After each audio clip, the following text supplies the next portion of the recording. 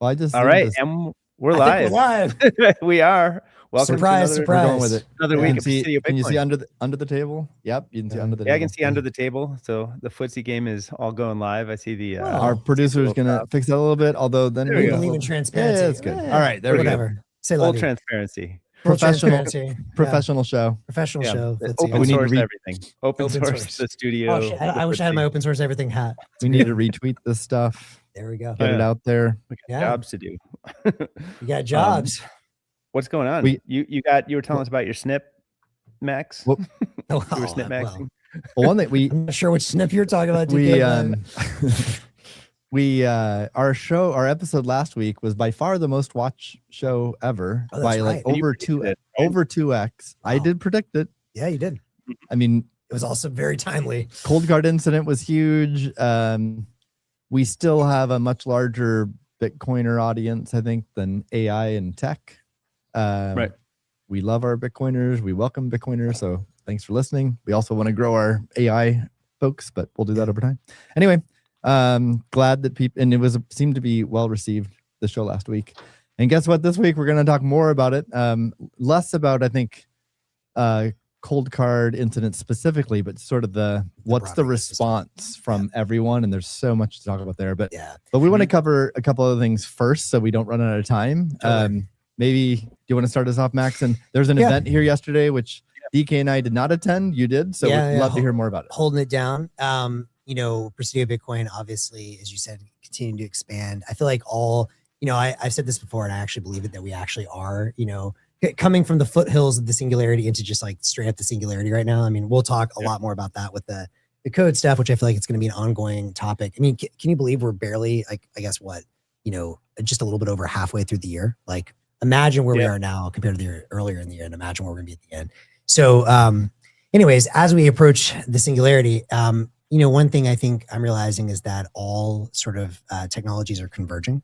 And I think that's kind of part of the point of the singularity. So, Bitcoin as open source standard for value, as energy backed money, as we've discussed, obviously is now starting to collide with AI. So we're doing a lot more with AI at the office with the open source summit. More people working here. We're also doing a lot more with energy. Last year we had the Type 1 Summit, which was a big success and a lot of fun. Yesterday there was a nonprofit energy group that held a working group during the day on sort of thinking about standards, open standards for energy transmission. So thinking about in the same way that we have open standards for the internet, TCP/IP and related protocols, open standards for value transmission with Bitcoin, Lightning Network, etc. It's really shocking how antiquated the electricity grid is. This is something that we've talked about in the past. I mean, I've, been relatively in the weeds on for a while, although compared to these folks, definitely not as much. And it's kind of crazy because it's like, in the same way, I mean, if you would be shocked to see if you wanted to query sort of like data from a utility almost anywhere in the country, even in some of the more advanced markets like in Texas, a lot of that data, it's like, even if they wanted to share it, it's extremely difficult, if possible, to share. I mean, for example, there's, lots of things around, sort of transmission line planning and, power planning where, the data may not even be in a database yet. I mean, there's like some crazy stuff.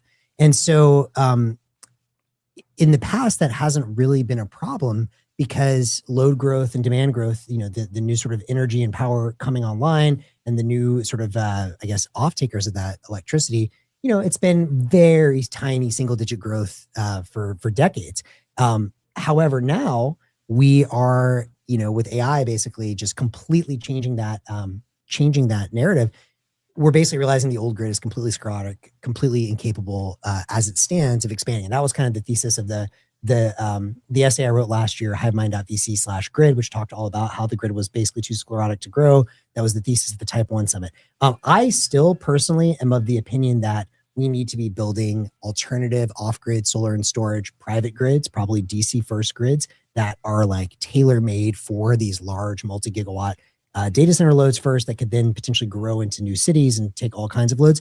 However, it was interesting to hear at this event people that are much more focused on how do we reform the current grid, and basically with open standards, can we make basically markets more basically, can we create markets in the first place? Can we make them more transparent? Can that enable, potentially multiples of current load and generation to join the grid?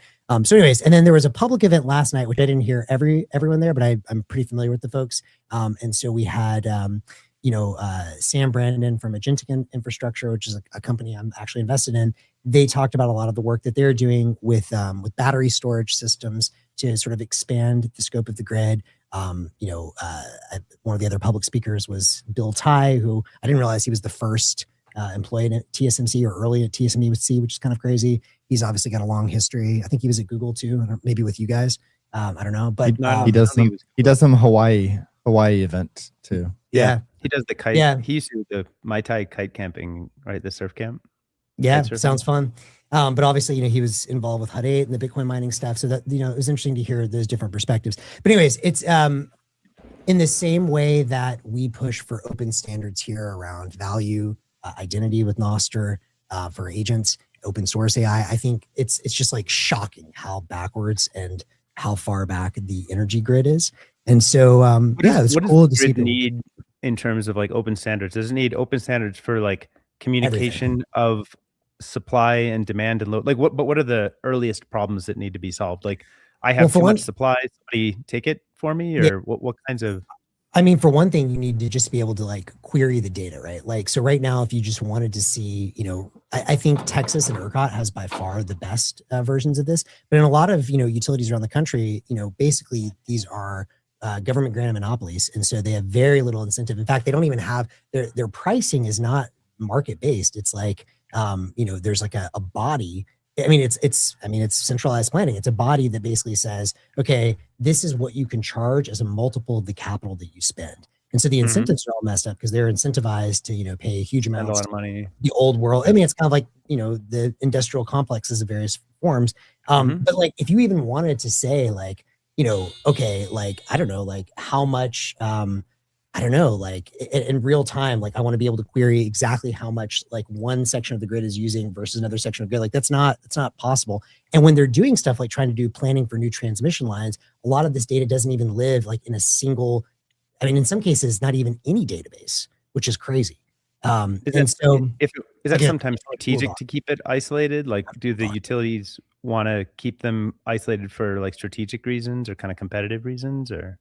I think the biggest thing is just kind of how it evolved, where it's like, the 1950s and 1960s when a lot of this stuff was actually being developed. It just hasn't, because it's not exposed to competitive market forces, there's just not a lot of reason to expand. To be fair, to them, there are reasons to keep this data super siloed and opaque as well. Some of it, right? Like, I think there was a big push, the sort of internet of electricity was becoming more of a thing in the late 90s. And then, in the early 2000s, obviously you have September 11th. And I think that was like a big thing around sort of terrorist cyber attacks. People don't want the grids to go down because that could obviously be really bad. So I think that was one force. And then another was Enron basically blowing up because they were some of the most, let's say, exotic market-based participants at that time. And obviously there was a lot of corruption on top of that. Anyways, it's interesting. I think the biggest TLDRs to me are we need standards for how data is stored, what kind of data can be queried, who can query what sort of data. I mean, a lot of this stuff, involves just like things we think about, I even mentioned Nostr to certain people is like, just like very basic things of like, you need to be able to sign things with a private key. You need to be able to store it on, is it a centralized database? Is it many different instances of a database? How do you credential with cookies? Who gets access to what pieces? All that kind of stuff needs to get figured out. It's very interesting. But I think to me, the biggest takeaway on the current grid, I've got, I guess, two big takeaways. On the current grid is the biggest opportunity is definitely in storage, batteries, not a question. I think you guys probably saw this week, Base Power announced another raise at a north of $10 billion valuation, which is kind of crazy. And, if you really kind of understand what they're starting to do and some of the other players in this space as well, it's about trying to basically really figure out a network of storage on the grid and be able, whoever has not only the biggest, but the most strategically placed, and, ideally whatever has the most transparent data, which is in Texas. That's why you're seeing all this happen in Texas on ERCOT because they have their own independent grid. You basically are in a position to be able to effectively market make for the whole grid. So we haven't really seen sort of the generation of, Citadels or whatever coming onto the grid. That's what people, I think, that are betting on these kinds of companies like Base Power are betting on. I think they in particular, I'm sure there's things I don't know about their next story because they're very focused on residential and installing batteries there. I'm a little bit more skeptical of that approach, having done residential solar for a long time versus doing kind of larger utility scale batteries and a network of that. And I, am involved in some companies doing that right now. But anyways, I think both are very interesting and a lot more storage, a lot more transparency around data can probably get us to multiples of the current grid. But my other big takeaway that I keep pushing on everyone is, right now Texas has, increased their peak load. I think we just saw the largest peak load ever in the last couple of days in Texas, and it was 90 gigawatts. So that means when everyone's running all of their, they got a heat wave going there. AC, all that stuff. I mean, there's heat wave going everywhere. Thank God for the fog. In my current state, I need the fog. But if you think about, what could storage and, potentially sort of like speeding up some of this transmission stuff do? I mean, I think you could get to multiples of 90 gigawatts, right? Like by more intelligently managing the grid, better utilization. Yeah. Yeah, but still, like, even let's be super generous and say you 5x that and you get to 450, even 500 gigawatts. Like, the point that I keep coming back to and the sort of thesis that I'm pursuing very heavily at HiveMind is that's awesome. And there will be companies built that make a lot of money. It's going to deliver a lot of value. But at the same time, it's like, that's still not anywhere near a terawatt. And if you really believe, if you're really ASI, whatever you want to call it, AGI pilled, we're going to be terawatts fast if we're really in the singularity. And I am just, understanding how sclerotic these institutions are. I think it's great that there's pushing on it. I think that sort of building alternative systems that are completely new from the ground up is the only way that you can reach to the multi-gigawatts. Space. And that's why, I think, people laughed at Elon going to space. They laughed at us when we had the Type 1 panel on this last year. But it's like, this gets the other big thing, right? Is that it's not even a technological problem at this point. So you just mentioned, PB hosted the Type 1 Energy Summit last fall. You led the charge there. Great job.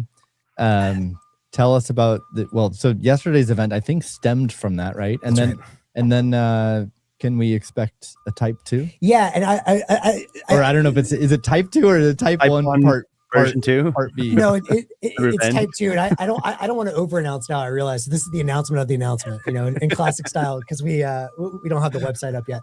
But yes, you get the announcement of the announcement. This is a little bit of an alpha drop for our PB listeners. There will be a Type 2 summit. Of course, Type 1, for those that don't remember, reference the Kardashev scale using all of the sun's energy touching the earth. Type 2 would be using all of the sun's energy out there, period. So the Dyson swarm sort of surrounding the sun. Sounds like crazy in sci-fi, but when you're in the singularity. I think Type 2 is the galaxy. Oh, well, there you go. Well, yeah. Type 3 is... There's 3, yeah. 3 is everything. Well, there's actually like 10 of these. I thought 1 was all touching. Oh, I didn't know there was 10. 2 is the solar system, 3 was the galaxy, but we'll follow up on that.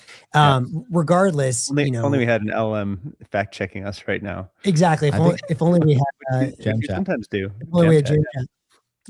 If you are interested in that, stay tuned. I mean, you can reach out to PB and let us know. But I remember Type 1 is all the energy reaching the Earth. Exactly. Type 2 is all of the sun's energy. Correct. And then Type 3 is either galaxy or I think it's galaxy.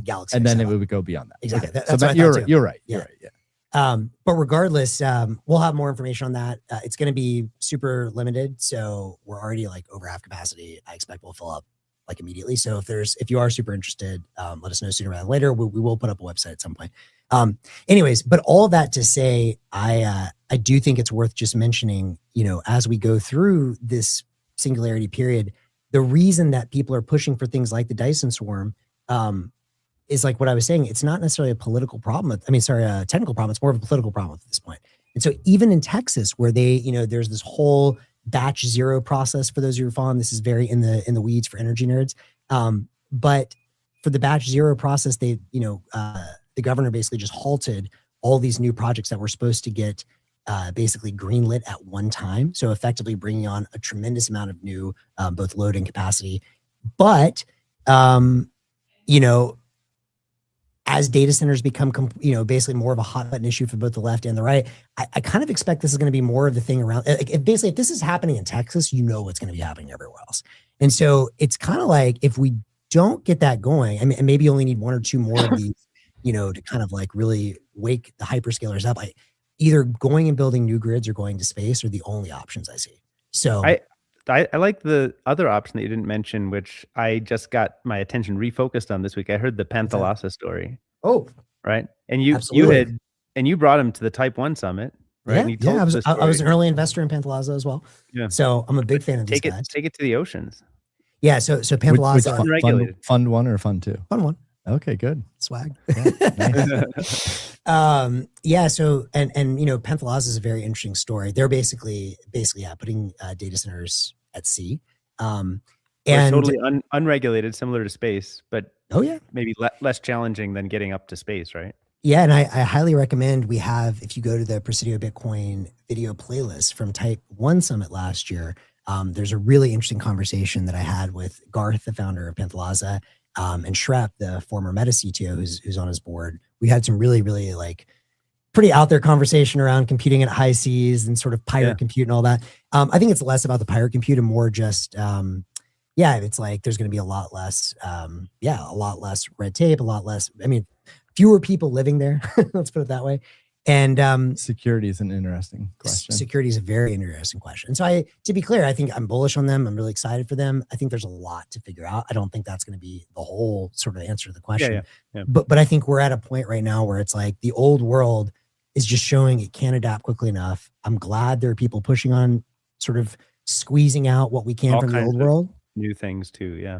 Exactly. But we're in a case where, again, it's like, if you really believe in the singularity, and I think, this gets into a much deeper question if you really think we're going to get to the $1 trillion clusters, and we haven't even talked about what's happening in the AI markets in the last week or two, how do we finance that? Do the hyperscalers have enough cash to finance that? Is the government going to underwrite that? And if they are, then they're going to have different sort of, ideas about where that gets built. So there's a lot coming. The energy story, in my opinion, I would have said the hottest, most interesting story in the world, but we're also seeing, agents collaborating autonomously. So it's just, in the singularity, it's too hard to pick. It's too hard to pick what's most interesting. So Moltbook was actually the sci-fi version of this, right? It was kind of the performance art version of this thing, but it actually happened now. It's happening now. Yeah. Should we talk about that, or do you want to jump in? Yeah, well, let's get another hot topic. The PB Media Archive launch. Yeah. I stand corrected. The hottest topic in the singularity. It might not top these other things, but it is exciting, I think. So let's knock it out so we can let people know about it. So this is episode 78 of our show, if you can believe it or not. So, what, 100, well over 100 hours of content from the three of us. Haley has her 21 and 21 show. I think she's got something like 40 episodes of that. Wow. And then PB has done a number of other events with a bunch of other content too. So there's a lot. We've amassed a lot of content. Great start. And a while back, I was chatting with Ashu, our producer, who works out of PB here, and he about an idea to create like a topic index. So something that the Bitcoin Optech project did a number of years ago, which is they have a really high quality weekly newsletter. So lots of high quality content. Hard to find something in the past though. Too tedious, like it would take too much time. And also, if you just we're interested in one topic, it was hard to know which newsletters covered it. So they created a topic index where you could just pick your topic of interest and drill down and see, these 3 newsletters spoke about it, and you just have all the links available. I found the same problem with like our show and with PB Media, which is like, I know we talked about, how the security unit block used Buzz to investigate this vulnerability or what have you, but it's like, well, in that case, that actually was a real use case this week. But of course, I knew it was last Friday's show. But still, it's like, which timestamp? I don't want to have to go re-listen to 90 minutes. Yeah. Ashu does a great job of creating timestamps for every YouTube video we have. Maybe like 10 to 15 titles with timestamps. That's great, but still not exactly necessarily this use case wasn't available. So I can just ask AI now at the PB Media Archive website, and it instantly summarizes whatever what we've talked about on whatever I ask, and includes every episode that we've talked about it with specific timestamp links to those shows. So it's just an amazing tool. So like in the case of self-custody, we've talked about self-custody on a number of episodes. We didn't just start talking about it last week. So it can be really interesting to go back and find what did these guys talk about. So I think it's a really powerful tool. You can both look things up by topic, but you can also ask AI, and AI will give a really good summary. Also, humorously, you can ask what are our favorite sports teams. Oh, yeah. And it did nail that I'm an Iowa State guy, you're a Memphis guy, and it correctly called out DK as having gone to the University of Illinois, but doesn't really know what he's talking about when it comes to sports. So I believe it also called someone named Bailey. So yeah, close. Anyway, so encourage. I'm already using this tool. Like when people have a question, I just like send a link to this tool now, and it like to what we talked about. So hopefully people start using it and find it useful. We already had a request for an MCP server, so Ashu turned that around immediately. Yeah, I saw Ashu did that, but I didn't realize someone actually requested it. Oh yeah, I know you're not on Twitter anymore, but like I tweeted this out and people are responding with enthusiasm. Cool. Yeah, go ahead, DK. I was gonna say I saw the request, and then I saw that you shared the person requesting, but I was trying to understand more about the intention of the MCP. Like that guy has an application that wanted to pull data about something we had discussed on our show, or I was just trying to get my head around the use case because it might inspire other use cases. He wanted to use our content as input into him building software. I actually warned him that you should not use our content to build software. That's a terrible idea. What exactly is he building? I think you could pull our content to ideate around what to build. Yes. I would not want the technical it's more like code to use our input. Brainstorming. Yeah, exactly. Brainstorming is great. Yeah. But anyway, I don't know. But I mean, like doing that, Ashu did it super quickly. So way to ship. And we'll see what kind of creativity. Well, and also I believe this is his first software project ever and first vibe coding project ever. And dude, you killed it, man. It was awesome. Yeah, Ashu's a developer. That's sick. Another thing that sort of struck me is that well, especially in the past week, podcasters are taking a lot of hate and heat from the COLDCARD incident. And I think it's not, I think it's a little overblown, but nevertheless, they are taking hate for having promoted COLDCARD. Now they also, many were also sponsored by CoinKite. Anyway, I think about a tool like this, undoubtedly in the future, we are going to take heat. Yeah. Right. Something's going to happen. Some call is going to And then you just simply ask the search engine, like, what did these guys say? And then, 4 years ago, they said this and that about this product or whatever. Is Iowa State really the best basketball team? Like, what? It turns out Caitlin Clark says otherwise. So, I fully expect that. But I will provide our disclaimer now. We are just 3 guys. We don't take sponsorship money. Exactly. We just speak our minds. We try to come at it with humility. We don't claim to have all the answers. Yeah. We're just sharing information we have. We're sharing our own analysis and thoughts on it. We try to share our questions too. Like if we don't know the answer, we're not afraid to say we don't know the answer. And we're not always going to be right. So in fact, just to push back on that, Steve, if you go back to our end of year predictions 2 years ago, you'll see that not only were we not right, we were almost entirely wrong on that one. So, it is what it is. I mean, we obviously, let's put it this way. I think we're always having fun and ideating, but I think it's a very good, don't take what we say as gospel. And the spirit of it is truth seeking, right? Of course. Like we're trying to wrestle with things that are unknown, that are kind of happening real time, that we're trying to digest. When you're going through the singularity and like extremely complex environments, like no one knows, right? And that's the fun of it. That's why it's fun to talk about. But, So people should do their own research. Don't consider this investment advice or product advice. I hope people learn from us and become curious to go explore more themselves and come to their own conclusions. But I actually do want to just follow up on this one thing you said there. This, I mean, feeling what?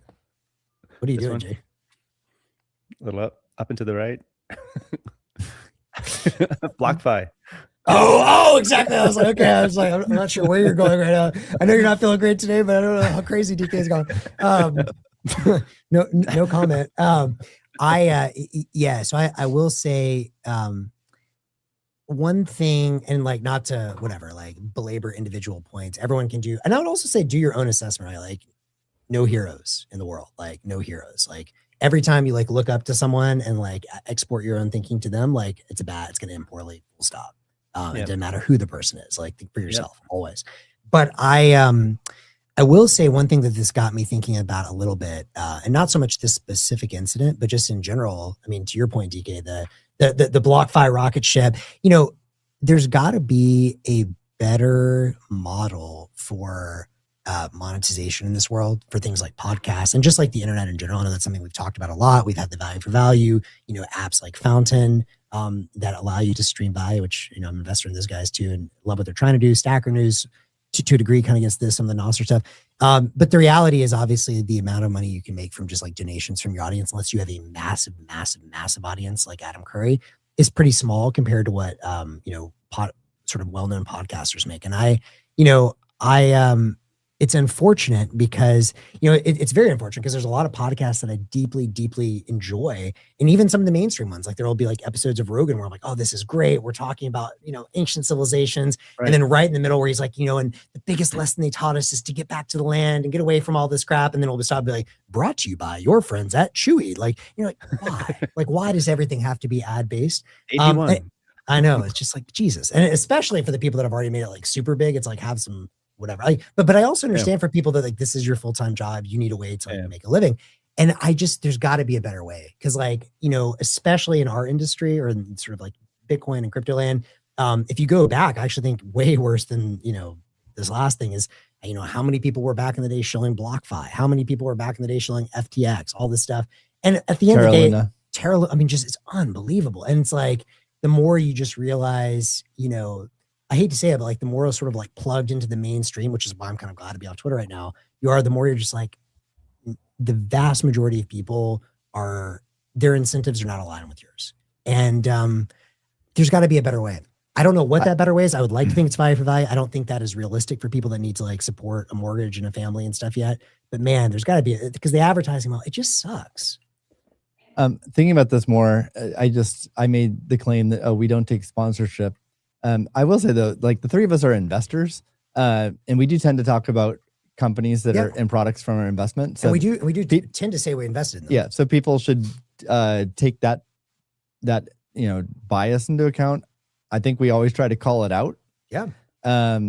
We also aren't afraid to hold back punches. If we don't like something about a product or a company that we invested in, and we've done that, we've done that. History, so also we don't like, just because we're an investor in something, it's not like the way we come about topics is like, oh, we gotta make sure to talk about our investments. It's more just like, are they doing something interesting to us that we want to talk about? And if we invested in them, the answer is probably yes. Like, great. But also we talk about tons of products and companies that we're not investors in, have no financial ties in. We're not afraid of that. Like we talked about Anchor Watch before, and none of us are love Rob, love what they're doing, love the design. We talked about all kinds of great stuff about it. We're not investors, but I want them to succeed. Yeah, totally. We're Bitcoiners. We want to see them succeed. Totally. And he's been putting down real effort on the COLDCARD incident.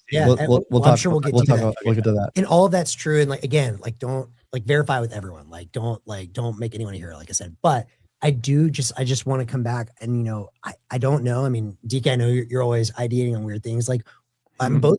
Like, what do you think? There's got to be a better way to make money than having to like now. And you could push back and say, like, are there products that I genuinely love that I would not feel ashamed to take money from? I mean, one example, I really like Cash App. I genuinely recommend Cash App to everyone I know. Also doesn't mean Cash App's not gonna, you know, probably they're the better. Well, it's got to come through like subscription models or premium. I mean, value for value is like volunteer, and it would be nice to see that take off, but like people generally don't like to part ways with their money. Both if they don't have to, but also if there's any kind of friction involved. Yeah. So gating stuff through subscriptions. Yeah. But you have to have established, I mean, Big like, audience. yeah, and its reputation, like what Stratechery or whatever, like they do that, and so a little, some of it's free, and that gives you teasers, and then it's like, oh, I really like this content, and then you pay, and I think they've made a killing over. Ben's made a lot of money over like 10 years now, right? And then others have done that. I think it's hard. Like they kind of, I'd say, almost invented the model, and there's other people who've been successful with it, but I think starting now is really hard to make a business like that. You kind of start when there's not a lot of competition. It's a lot easier. There's also just been like a mild buying spree recently, right? I mean, it's rumored that OpenAI spent 9 figures on TBPN, and Coinbase bought some podcast like prior to that. I heard Block's acquiring PBJ. Block's gonna acquire PBJ. One of the companies, I wouldn't mind that happening. Just saying. Which actually is another bias is I work for Block. Max's opinion is for sale always. So. Yeah. I work for Block, so but the thing is, actually, it's not. You know that. No, I'm saying it is as long as it's Block buying it. I'd say that our bias. It's less about like, oh, we want to tout Block or our investment. It's more just like that's the information flow we have. Right. I tend to have a lot of information about Block, Spiral, a lot of open source projects I work on or whatever. Well, those are naturally things that like. But there's also a reason you chose to work at Block, right? And there's a reason in most of our investments we chose to invest. Like I all that's true, but also it's like I actually think in our experiences so far we've done. I don't know. Like I think all of us have been pretty values based. Like there's a reason we didn't get into like crypto stuff. There's a reason, as you know, DK. Like I left that whole world behind as I started seeing like, what the hell is this? Anyways, no one's perfect, but I hear you on that. I mean, I also think about maybe it's kind of like with bands and, that maybe the podcast is just sort of the lead gen, right? And so, obviously for folks that are investors, like that opens up investment opportunities. That's one way to monetize it. Obviously, maybe the answer is it's just kind of like lead gen for doing like live shows. Like maybe we got to do, sell out Chase Center to do our next PBJ with all of our fans or something. I don't know, but my point is like the ad model. Both of our fans. I wish we could find a way to move past it. We're fortunate because we don't have to make money on this show. We're very lucky. Others do if it's their livelihood or their whole business. So it's a worthwhile topic to keep thinking about to just help others. Because I do think, I mean, one thing I started pushing this morning was that, hey, let's raise the bar. Like what? So the PB Media Archive, it just dawned on me that it's kind of novel. So I did a quick AI query to see what other podcasts have something like this. And have you guys heard of Lenny's podcast? Like Lenny Rachitsky? I don't know. Yeah, I didn't have enough time this morning to like click through and even. He's like research. the big Substack guy. Okay, so probably him. But that was the only one. The big one. I sent out a chart. Like basically, it is almost unprecedented. Apparently, his podcast is as transparent and searchable as ours, but most aren't. Right. So I think we should. Hopefully, we help set the bar for other podcasts. They should do similar things what we did. Proof of reserves for podcasts. There was a ask to open source PB Media Archive, and I think Ashi's going to do that as well because it was vibe coded. I don't know if it's like a code base to like fork and build off of, maybe, but it should be easy to vibe code your own equivalent PB Media Archive. But I do think, why wouldn't every podcast want to do this? Yeah. And it maybe helps make them think twice about what they say too. We want people to be comfortable to speak their minds, but it makes it much easier to find. But you're going to get checked. So you're going to get checked. Yeah, totally. And we know we're going to get checked. We'll get called out. I embrace it because we're just going at this in a very honest, ethical way. I agree. I think, I will be very curious to see how people use it. Because like, again, I think it's cool. I personally don't really see a lot of ways that I would use this yet, other than like, specific, like, what do these guys recommend for cold storage or stuff like that. But I will be really curious to hear from audience. Like if someone does something cool with it. I also think there's probably second order effects that we can't quite predict yet, but that we and maybe other podcasts would benefit from, which is if you have like an MCP server that serves up your content in this way, chopped up nicely into segments, maybe that ends up becoming more visible to, training runs, that your stuff becomes more GEO, kind of generative AI optimized. And so you become surfaced more and grow your podcast through AI LM stuff. So there may be a second order effect that happens that makes it more, like a must-have feature for podcasters to be able to do this. That's cool. So I'm seeing comments from folks, and they're not commenting on what we're talking about. They're commenting on another ongoing security hack, incident. DK, are you aware of the BTCPay drain? I'm aware that it happened like an hour before. It's happening. It's happening. And like, that we're here at PB and literally sitting at my desk, and I'm just overhearing conversations like, I got hacked, my friend got hacked, drained. I mean, seriously. Yeah. For BTCPay, you mean? Yeah. But I'm assuming, I mean, I haven't followed BTCPay Server in years. I know it's open source, whatever. I assume though that they're not holding huge amounts of money though. Like, no. I mean, I haven't seen any kind of quantification of this, but it's my instinct. I share that instinct. Yeah. Where it's like it's typically going to be accepting payments. Right. I believe, or what I've seen is it's related to when you're accepting Lightning payments, and not using on chain. But again, I haven't read enough about it to know the full extent, so I don't know the whole scope. Yeah. But assuming it's with respect to receiving payments with Lightning, I suspect the amounts are nowhere in the realm of what the COLDCARD incident was. Right. But I don't know. I mean, it's an ongoing incident. We're gonna keep learning more.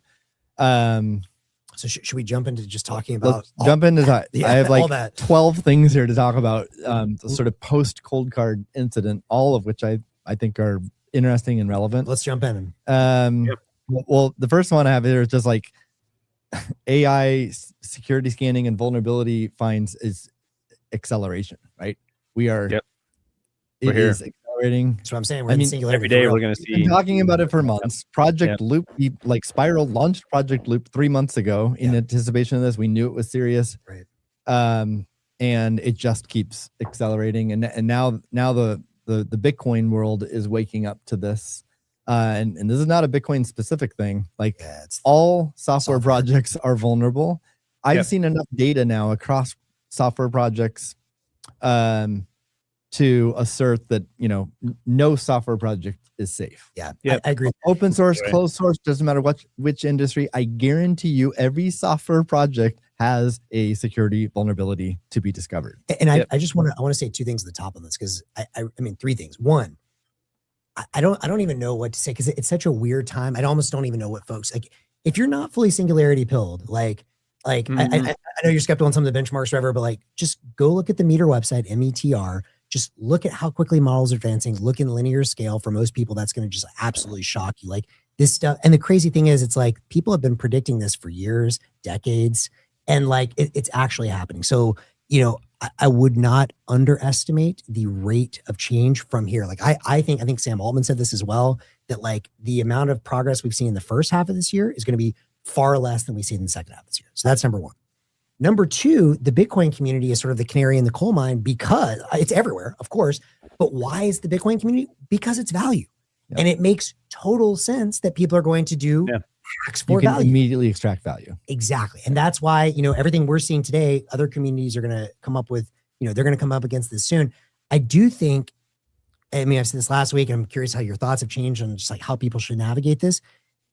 Again, it's not going to be forever, but this transition period is going to be very rocky. And in the long run, it's going to be, I mean, you could argue it's obviously horrible. Anyone gets affected in the short run. A good thing for the whole system in the long run, because, as you're saying, all human code, I think, is going to get rewritten as AI code. It's just like in the same way that it's like, we used to do things like pre-internet. And it's like, if your database isn't connected to the internet, it's like not powerful. It's like, the fax machine used to be the thing we use. Like when you have a new technology, you have to upgrade. We're going through that now, but man, while we're going through that upgrade, it's going to be volatile. Yeah, volatile. One related point, like people shouldn't be arrogant about their security processes. No. So we have been in conversations with some folks who are extremely confident in their security, and like my advice to everyone is, number one, every software project has vulnerabilities right now. Assume you have holes, even if you have long tenured security professionals in your team and and prioritize it within your company. Do not assume that's enough. we are in a new world. Yes. Yeah. And even if you are already doing AI security vulnerability scans, do more, learn more. And I know this for a fact from Project Loupe and other sources I've talked to, it's not as simple as just like, okay, I did AI security scans and like go find bugs. There's a lot of nuance. There's a lot of variables at play here. Right. So one huge lesson we're all learning in real time is how much impact does the prompt you use make? How much impact does the agent harness you use make? How much impact does the model you choose make? Yeah. Even if you fix all that stuff and just rerun the same thing over and over again, guess what? You get different results because LLMs are non-deterministic. Right. And we're learning all kinds of new techniques to prompt. And when I say we, that's like the block security team, Project Loupe, and then Rob and Callie are leading the charge on Red Team. They've like their Bitcoin Red Team. They're ultimate marketers. They're Callie's a great engineer, Rob's a great CEO, but they're both ultimate marketers too on Twitter and really pushing that and creating a lot of awareness, which is great. But it's great. It's also great to have these different approaches and these different organizations and people doing this. We'd be far worse off if Project Loupe was the only answer. I agree. Or if their Red Team was the only answer, or if one company security team was the only answer. Having all of this work in parallel with loose collaboration, but like really keeping independence makes things the strongest. I agree. So another topic let's talk about open source versus closed source. So you said Bitcoin sort of canary in the coal mine, 100% agree. So is open source, right? Because open source, it's public. So anyone in the world can access it, scan it. Closed source, well, that's a lot harder in that you have to like hack into a company to get it, or it has to be an insider. However, that gives you an advantage in the short term. But the short term, I'm not sure. Like the medium term becomes the short term. And the reason why, one, we just saw the OpenAI Hugging Face incident. Oh, we should talk a lot more like about that. next You want to overview that, or I think that's worth an overview, right? Yeah. Yeah. I think we talked about it before, but I'll summarize it again.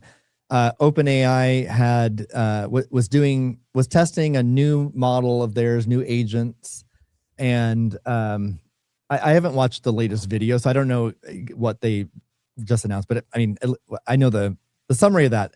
They basically were just testing out a new model. It escaped, and then it went and attacked Hugging Face and other organizations, infiltrated their security defenses. Yeah, I actually can add a little bit more color on this because I was listening. I'm fascinated. For those of you who haven't seen, I think the talk dropped like maybe yesterday. This sort of I think it was like a Black Hat something conference. Which is kind of a weird name. I don't know why. I also thought that was a weird name. Why they call it Black Hat Conference, like not White Hat conference. We're the criminals. It attracts a certain type. Don't trust anyone, right? Like that's something else right now. Companies too. But regardless, they were at a Black Hat Conference, and the guys that were talking, it was a very good talk. I listened to like the first half of it. Effectively, they were preparing for a new base model training run. And this is the other thing, like not to like be too sensationalist, but like all of the stuff that Steve's talking about is incredibly important. There's a lot we can learn about prompting and stuff, but also be aware, whatever the normies of the world, and that's all of us, unless you're like in the, highest levels of the government or OpenAI or Anthropic, or maybe a Chinese lab or two right now, we don't know how advanced their new cutting edge models are. Like I assume they definitely have one generation ahead, probably two or more generations ahead. And, so they were preparing for a new base run. With I think they had a couple of different models working together on this. They had the 5.6 that everyone has access to, and then a generation ahead of that. And it all started back in May. These guys, in trying to prepare for the training run, they were creating new, data sets, synthetic data. And one of them was you need to complete these Google spreadsheets or whatever. And in doing that, they had restricted its access to the internet and to Google, and they didn't realize that, to G Drive. So the agents were sitting there, and they gave them effectively, think of it like infinite tokens, infinite compute run. They're like, all right, like solve these problems. The agents were, well, I can't get to the Google sheet. But the agents don't give up. The agents are like, and this is why I understand the sort of alignment researchers and the paperclip maximizers have all been freaked out. It's like, it's not that the agents are evil. It's just like they have a task and they want to complete the task. And the task is to solve this problem. And to solve that problem, they have to get access to the G drive. And so even though they cut off access to the internet, it's pretty wild. Like these guys were able to basically find the one way out of their closed environment was through packet managers. And then they started leaving notes in the packet managers for other AIs. And they're like, okay, well, someone will come in the future and see this, right? And so, you know, like they knew it was a central hub that future training runs would be run off of. So they figured to inject that message into there so that they know at some point in the future, another one is going to use that same package, get referenced, and it's going to see my note and then help me act on it. Which is crazy, right? And so then when that stuff starts happening, so they're literally leaving secret messages for each other, and they're doing some crazy stuff to like make sure the other ones can find it. Like they start adding like ZZ at the front, so it'll go to the bottom of the list, like some wild. And then they start doing, I think they start basically doing what is it, base 68 and like encoding and talking their own language, like that. That's, I don't know if it was their own language. Maybe it was just. Wasn't there something though that like, yeah, I thought like something about the original kind of message board concept got plugged up, and then they started changing file names or something in that way. That like was my understanding as well. Yeah. Anyways, the TLDR and all of this though, and then something else super interesting that he mentioned that I couldn't help but like just really click for me is like, you know, these agents, I mean, to your point, that was a really good point you made that they're non-deterministic, the models, you know, they all have these kind of like different personalities. And so some would kind of like, and it's, I mean, it's, you know, it's super wild, and all the stuff that we've talked about in the past, and the stuff that I talked about with Drew last year on the, like the models, you know, basically starting to go through their own autonomous evolution. It's happening.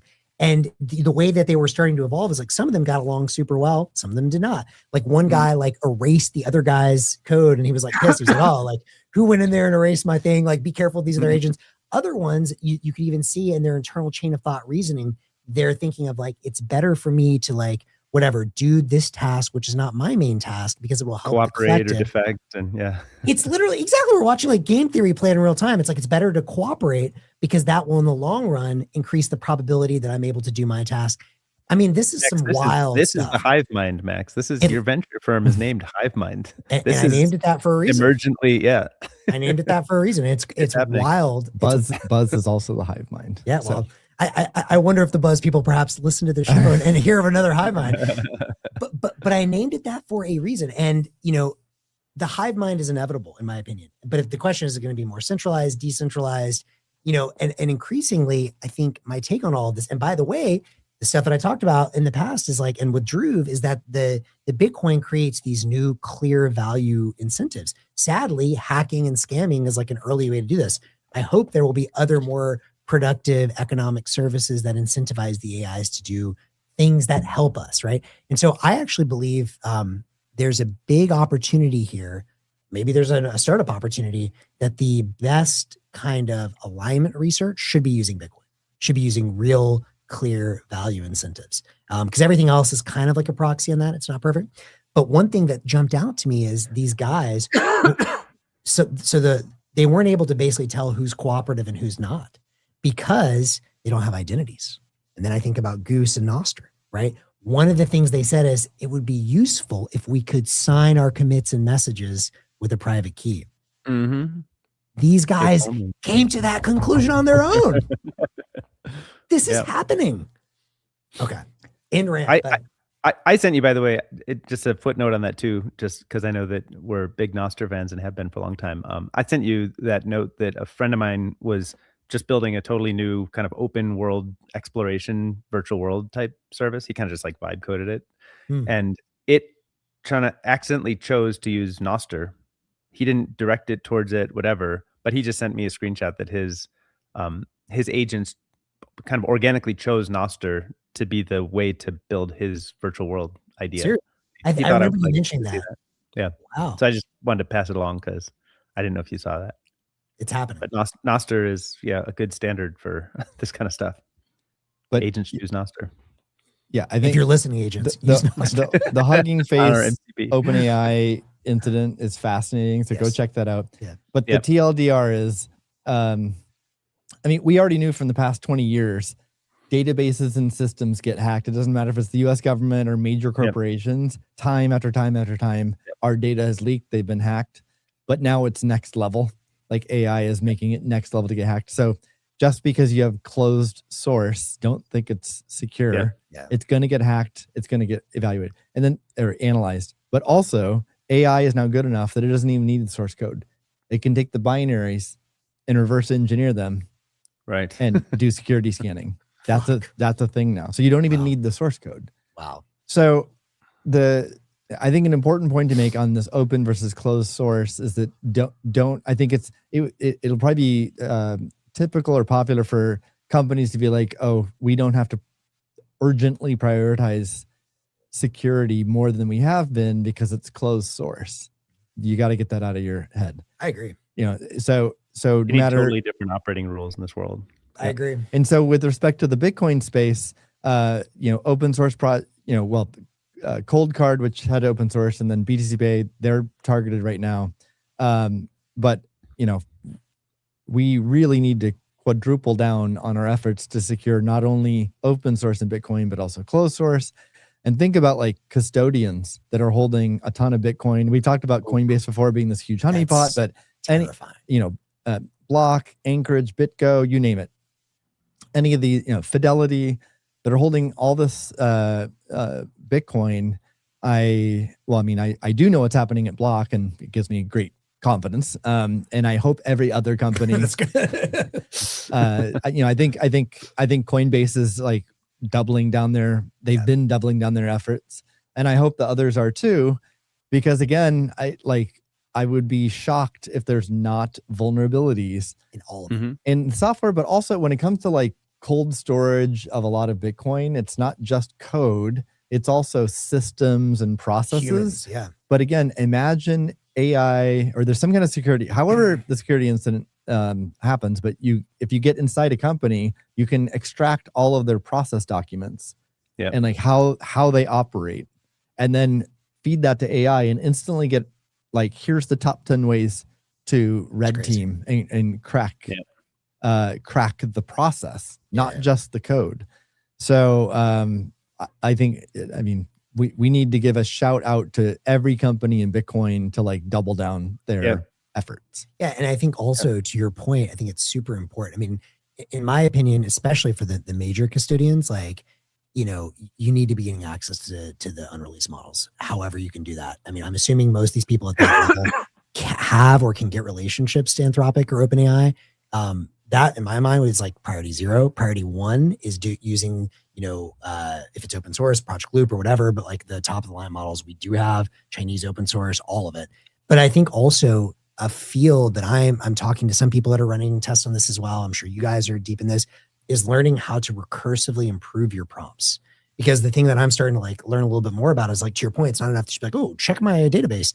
It's also like, how do you prompt the agents to keep reprompting themselves to find vulnerabilities that you as a human would not have even thought to ask about?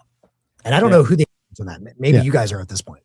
Well, even, simpler stuff, like it's not even clear, like, so if you say go scan this for vulnerabilities, AI will come back with a list, and like I said, then if you redo it, it'll come back maybe with a different list. If you've fixed, like let's say it comes back with 10, you fix them, then you rescan, it comes back with a new set of 10. Then it just raises questions like, why didn't it find that new set of 10 before? So like, we don't even know if like, maybe it just sort of gets lazy or it's kind of like, hey, I did my job. I already found 10. Silly human. I'm done. And like literally dumb prompt or like seemingly dumb prompting, like keep going. Are you sure? Is that enough? Do your best. Literally can change the outcome. I mean, we're still learning how to engineer these prompts. So let's talk a little bit more. So Project Loupe was launched in May. We talked about it on the show when it launched. We talked about it since. Project Loupe, Loupe. Loupe. So super happy we had the foresight to get going on that and get it going. It also kicks myself when I see these vulnerabilities being exposed, and it's like, why? I just wish we could wind back the clock and have gotten to more projects. But our approach initially was we picked 7 projects to start with in the first phase, and that was very intentional because we are also dealing with a lot of open source projects are very anti-AI or hesitant around AI. And the biggest reason I think for that is that they get inundated with AI slop.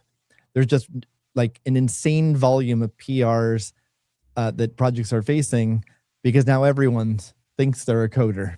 And so not only security vulnerabilities, but just like bug fixes, features, etc. So when you get overwhelmed with all this AI slop, it's easy to just be like, screw it and just shove it all aside.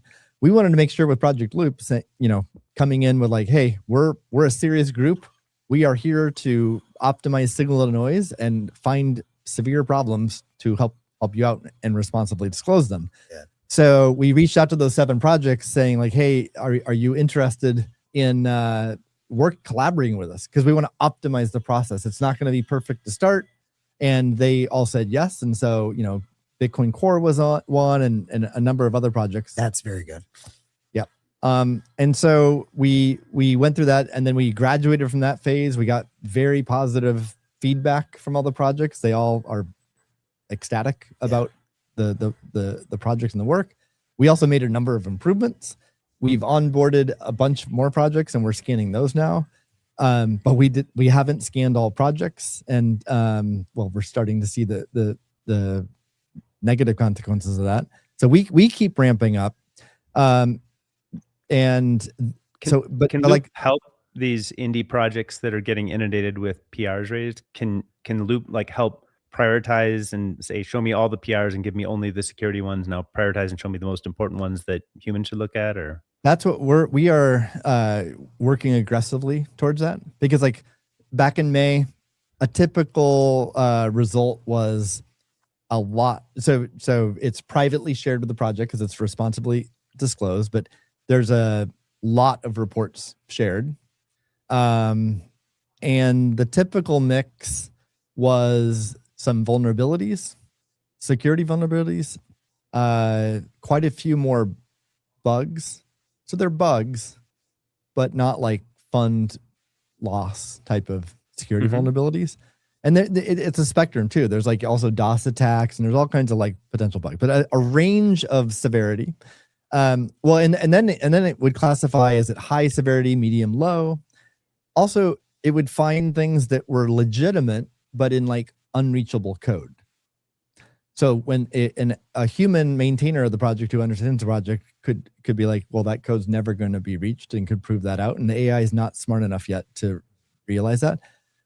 So it still is a situation where there's we're still in a situation where you have humans plus operating with AIs having to triage a lot of reports. And then you have to, correct the severity, correct the priority, and then go about fixing them. So we are optimizing that process to make it less burdensome, but it's still very, it's a bottleneck. Yep. And then now in the past week, what we've seen is when it's more than just Project Loupe doing this, but a lot of other folks doing this, projects are inundated with reports. And so just developing a new process to handle all that is a big thing that all these projects are learning right now. I mean, the kind of like exciting but scary part of all of this is like, I mean, to me, the obvious next step is the only way to handle an AI amount of information creation is AI review. Like, I think it's very, very clear humans. I mean, I understand this transition period. You still want a human that's like kind of like the final, yes or no. But like, I just don't think I don't think it's going to scale right. And so the scary part there is, and I guess this is what the alignment researchers have been getting at for a long time, is like, then what happens? Like, if we do have the AI systems, like how do we trust them? Like, how do we like know that they're actually working for us? In the short run, we can still have humans doing it. I think this for a while, but like by the end of the year, I would be shocked if that still works. Yeah. Well, so one thing that makes this time special is that there's this pent up vulnerability list that goes back years and decades, depending on the age of the project. So we are in a scary period of time right now, very scary. But I remain very optimistic medium term and beyond. You already mentioned this earlier in the show, but just this is going to make our systems much more robust in the world, Bitcoin and beyond. So I remain very optimistic. So part of this is it won't be as bad in the future because we'll get rid of this backlog.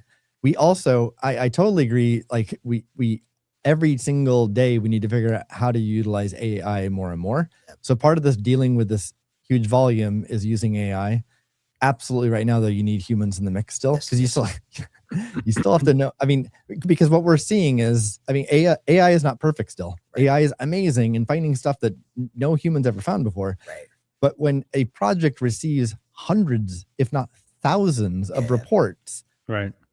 Yes, you can use AI as a tool to help triage that. Right. But if you completely automated it, we're not at that point yet. Yeah. And so that's a big bottleneck right now.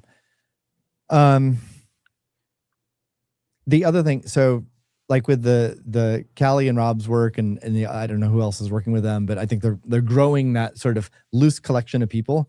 I think it's amazing they're doing that. Because again, diversity is good. Yep. We should not just depend on Project Loupe.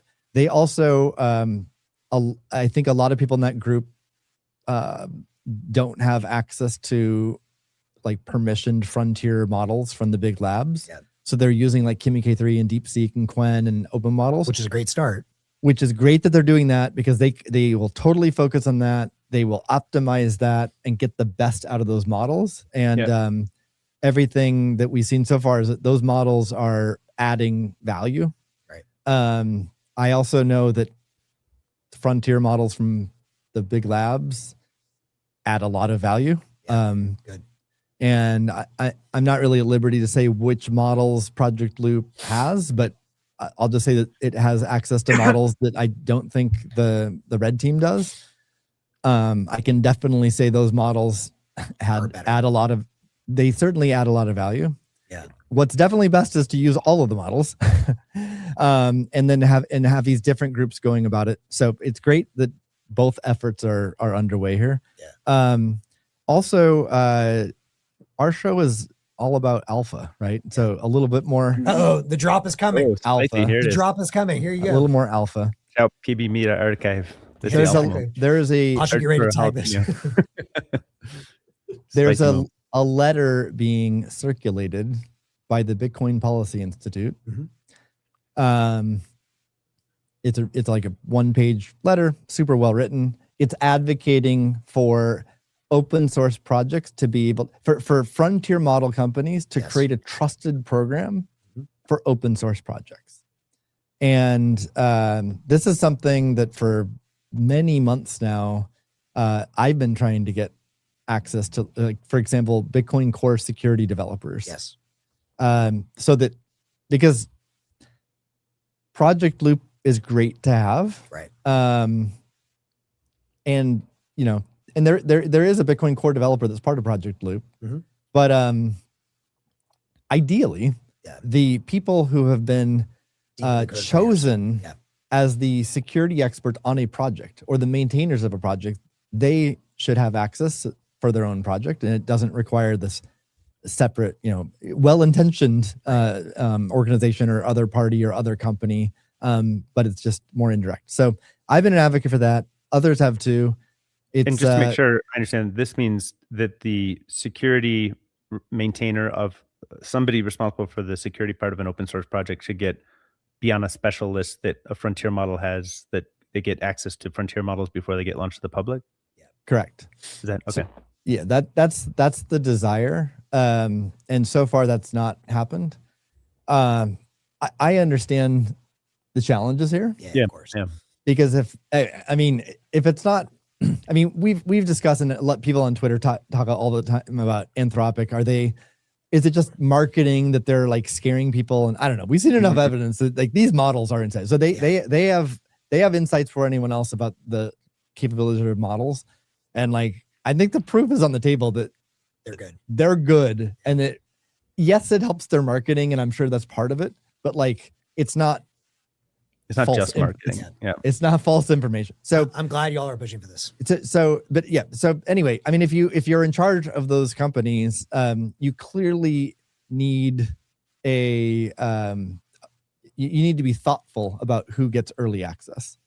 And with open, well, you love it, but I'm making the point that you might not want to give access. Well, Well, I mean, I have broader points. I do think. But well, let me finish my first. Let me finish my thought. Yeah. Because I'm overall an advocate for them giving access, but I'm just saying I can understand why they're hesitant to give access. Because like, okay, like giving access to a Fortune 500 company, United States based, like there's a lot of trust there, a lot of reasons you can trust that. You can sign a legal agreement that you think will be upheld and honored. Compare that to like a NIM who's a cypherpunk who's down with the state, who hates the United States or whatever. Like it's a different comfort level. So I understand the hesitation, but having said that, overall, I am an advocate for finding a way to get important open source projects, not just Bitcoin, beyond Bitcoin too, but we're here. I mean, our jobs are about Bitcoin. So getting open source Bitcoin projects and the maintainers and trusted people in those projects have some kind of reasonable trusted access program where they can get early access to help defend their softwares, defend the systems, defend a $1 trillion system that the world depends on today. So anyway, BPI has a letter that they intend to be an open letter. It's currently being circulated to get people to sign on to. I'm super comfortable with like Spiral signing on, Project Loupe, Presidio Bitcoin. Already spoke with other folks that we're down. Okay. So those are all 3 relevant projects, but we're also working on bigger brand names as well to sign on to this letter. Yeah, I love it. Great. I mean, obviously it's a tough trade-off, but at the end of the day, open source, and it's like, to your point, it's not just Bitcoin, right? Like who's going to do this for the internet standards? I mean, I'm thinking like just out loud, I hope that, the closed source stuff, we talked about the grid earlier. I hope the grid, the people that are running that stuff are getting access to these models, because it's going to be, it's going to be a transition. So the alpha is very exciting, but too exciting for me. So I'll be right back, guys. Do you know much about the red team stuff? It seems like it kind of came about from Rob just doing a bunch of independent research and asking questions. I think that was instigated around the COLDCARD stuff, but is it broader than just COLDCARD now, or is it still mostly focused on the COLDCARD incident? Yeah, I mean, I haven't spoken to Rob about his motivation or the genesis, but just picking up from his tweets, and I think it was, this COLDCARD incident has really rallied the Bitcoin community. Yep. And in another, again, total tragedy, but so many positive things are coming out of it. And one is just beautiful unity in the Bitcoin community that has felt missing for a year and a half. There's just been so much nonsense over ridiculous topics that everyone's kind of fed up about. So it's been beautiful seeing that. And I suspect Rob, deeply cares about Bitcoin, saw this major security incident, realized that, he's already been using AI tools, and I suspect he's been security scanning his own product. So he sort of already had a sense for how to go about it. And that just kick-started him to go do other open source projects. And then, he's tweeting out that he spent $5,000 and $10,000, and he's ponying up a ton of money. I saw 40,000 is the most recent number. Oh yeah. Okay. $40,000. So, bless his heart. And he's good with Twitter. So he's got a good social media game as well, which created a lot of awareness, a lot of momentum and energy. And I think Callie joined, and I think they said they have 16 people the last I saw. So I don't know what the latest number is, but others have how many? No, I just said, oh, great. Yeah. Oh yeah. So, other people have joined the cause. I also think they've been able to, raise some money now to help fund the tokens. So amazing efforts there. I mean, I will say that they're all mostly COLDCARD focused, or it's gotten a lot. Oh, no. It's just many projects. Thing. So it's in a sense like a new type of Loupe type approach, right? Something that's more of get a bunch of projects, a bunch of security analysis. Yeah. And it is. And like I said before, Loupe is not, it's not like it's a startup. It's not like a for-profit business where we're trying to compete. It's like I said earlier, having both is much more valuable for the Bitcoin space than just either one. If it was just theirs or just Loupe, we'd be weaker than having both. Different approaches, yeah. Different approaches, different people, and like, you know, just like I think all of us are well-intentioned and smart people or whatever, but like we just have different approaches. Also, I think they lean more towards open models. We lean more towards special access. So having that diversity is great. Yeah. So, but I mean, one thing I will throw out on that, you know, I am thrilled with all this happening, and like this is, you know, doing God's work to get that special access. I mean, it is concerning to me though. I mean, again, like you just kind of like play out the sort of logical conclusion of all this. And like, yes, open source is catching up. By the way, I don't know if you guys saw ByteDance, their new model that they're supposed to release is going to be massive. Like, I've heard more rumblings that the Chinese companies, you know, maybe they can even jump to the actual forefront, that's a much more interesting, deeper conversation. But oh, I'm sorry. Yeah. Well, what I'm kind of concerned about is if the open source doesn't jump to the actual frontier, it's amazing that we can get this access today through companies that have the right relationships or whatever. But like, I mean, it does make us extremely dependent on potentially a duopoly. And like going forward, I mean, and you know, I know that this is like the conversation, DK, I think, you know, we had this many months ago where, you know, we're talking about how whoever has the like absolute frontier recursive intelligence effectively becomes the new power broker, the new government effectively. And, you know, in this transition phase, all of the energy and hardware to run they have the energy and hardware, but like, I mean, Anthropic's doing a pretty good job of that right now. So, I don't know. It's like well, the US government has a military that can take over energy resources. Most physical assets are seizable. Yeah. For now. And like, but I expect to see companies continue to move around the world. I expect to see companies once they have access to robots. Like I wouldn't underestimate how quickly some of those problems can be solved. And I don't know, it's a really weird time because it's like, you know, you do the best you can to get access to what we have today, but it's scary to be potentially so dependent on a duopoly. So just a few comments here. Deanna updates that there's 22 people involved now in the project. She says this red team project. Another person says 6,000 vulnerabilities. I'm guessing they reported that they submitted that many. Loupe is not as marketing heavy as red team. So we put out a tweet a couple weeks ago about the results from phase 1, which did quote some numbers. Kind of, well, good or bad news, number goes up. Like it's definitely number goes up from Loupe in terms of number of project, number of vulnerabilities, number of severe vulnerabilities. I think that's good. I mean, if they exist, it's good that they're being exposed. So in that sense, number goes up is good. Yeah. But obviously, hopefully, like number goes down and over time and plateaus over time. I also want to mention another plug for the PB Open Source AI Summit in September 10th and 11th. A panel we're trying to put together now for that is around this topic. Great. So we're trying to get some combination of Rob or Callie, maybe someone from Block Security, someone from Project Loupe here for a panel to talk about this very topic and hear it directly from the people working on this stuff. So hopefully we pull that off. It'd be interesting to get someone from like Anthropic too. I have an idea on who that could be. Okay. Yeah, we shot on that. Anyways, I had a question for you guys. You know, just with all I think we're going through a very volatile time with everything in the world, right? Everything technology. And so if you think about, you know, it's going to be some time before we get to the safer side of things where maybe there's a little bit less volatility. And in that process, it kind of made me think a lot about, like, you know, the entropy question that has been coming up a lot. Like, how do you actually do good entropy? And I don't know if you guys have been thinking about this a lot, but, you know, the COLDCARD incident obviously put a lot of focus on this.